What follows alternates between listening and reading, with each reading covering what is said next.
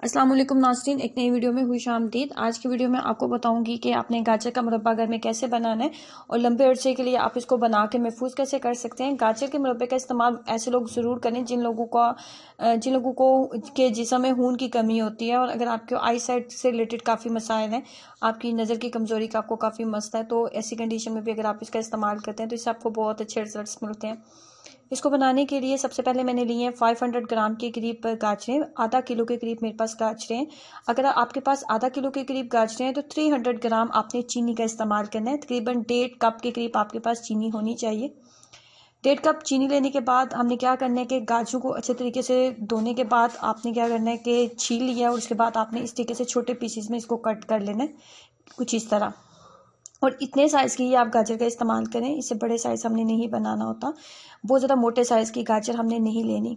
गाजर को जब तमाम पीसेस को हमने इस तरीके से कट कर लिया है तो उसके बाद हमने क्या करना है कि अगर आधा किलो के करीब गाजरें हैं तो 1 किलो के करीब पानी ले लें, ताकि तमाम गाजर जो है अच्छे तरीके से पानी के अंदर भीग जाए और अच्छे तरीके से इसको उबाल आ सके। अब जैसे ही पानी के अंदर एक दफ़ा उबाल आने लगा है तो उबाल आने के 3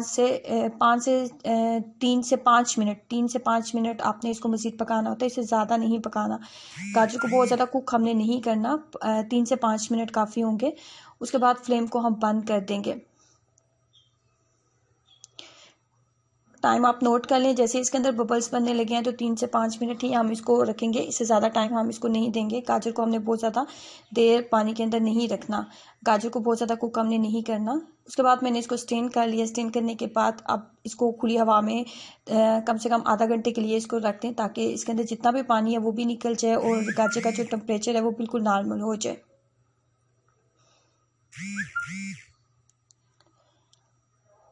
गाजर का टेम्परेचर जब नॉर्मल हो जाएगा तो उसके बाद हमारे पास हमने लेना है एक अदद फोक लेने के बाद क्या करेंगे कि इसके अंदर हम अच्छे तरीके से डीपली हम इसके अंदर जो है फोक का इस्तेमाल करते हुए हम इसके अंदर सुराख कर लेंगे, ताकि जो चीनी है वो इसके अंदर अच्छे तरीके से जा सके, और जब आप गाजर का मुरब्बा खाएं, गाजर को मुंह में डालें तो आपको इसका टेस्ट अच्छा फील हो, आपको ये फीकी ना लगे। उसके बाद क्या करना है, जो 300 ग्राम के करीब हमने चीनी ली थी उस चीनी के अंदर इस तमाम गाजर को ऐड कर देंगे।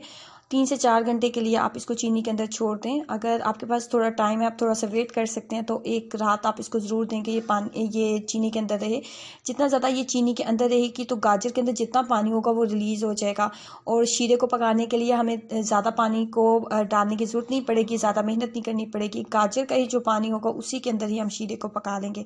अब मैं इसको सारी रात के लिए छोड़ने वाली हूँ।